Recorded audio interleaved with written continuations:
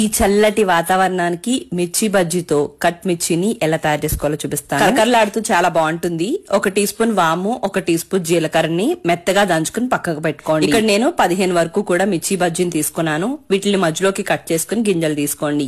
గింజలు తీసుకోకపోయినా చిన్న నాటు పెట్టుకోవాలి, లేదంటే ఆయిల్ లో వేసినప్పుడు పేలుతుంది. బౌల్లోకి 2 కప్పుల శనగపిండి, దంచి పెట్టుకున్న జీలకర్ర, వాము, 1 టీ స్పూన్ ఉప్పు, 1/2 టీ స్పూన్ అంత పసుపు వేసుకుని ముందు ఒకసారి కలుపు. ఆ తర్వాత కొద్దిగా నీళ్లను వేసుకుంటూ ఈ విధంగా రిబ్బన్ కన్సిస్టెన్సీ వచ్చేంత వరకు కూడా కలుపుకోండి. ఫింగర్ దాంట్లోకి ముంచితే ఈ విధంగా ఉండాలి. కడాయిలో నూనెని వేడి చేసుకోండి. ఆయిల్ వేడైన తర్వాత మాత్రమే ఈ పిండిలోకి 1/2 టీ స్పూన్ సోడా వేసుకుని కలుపుకుని ఇప్పుడు కట్ చేసి పెట్టుకున్న మిర్చి బజ్జీని మొత్తం అంతా కూడా తీసుకుని కోట్ చేసుకుని ఆయిల్ లోకి వేసుకోండి. ఆయిల్ లోకి వేసుకున్న వెంటనే పైన ఏదైతే ఇంకా మొలగకుండా ఉంటుందో దాని మీదకి ఆయిల్ వేసేసేయండి, లేదంటే పిండి సెపరేట్ అయిపోయి వచ్చేస్తుంది అన్నమాట. ఇప్పుడు వీటిని 2 వైపులా కూడా మంచి రంగు వచ్చేంత వరకు కూడా వేయించుకోండి.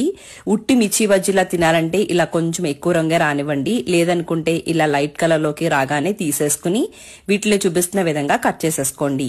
కొంచెం గోరువెచ్చగా అయిన తర్వాత కట్ చేసుకోవాలి. కట్ చేసుకున్న వాటిని మళ్ళీ ఆయిల్ హీట్ చేసుకుని ఆయిల్ లోకి వేసుకుని వీటిని మంచి క్రిస్పీగా అయ్యేంత వరకు కూడా మధ్య మధ్యలో అటు ఇటు కలుపుకుంటూ వేయించుకోవాలి. ఈ విధంగా క్రిస్పీగా అవ్వగానే వీటిని తీసేసుకోండి. ఎన్నైతే కావాలో అన్నిటిని కూడా ఇదే విధంగా వేయించుకోండి.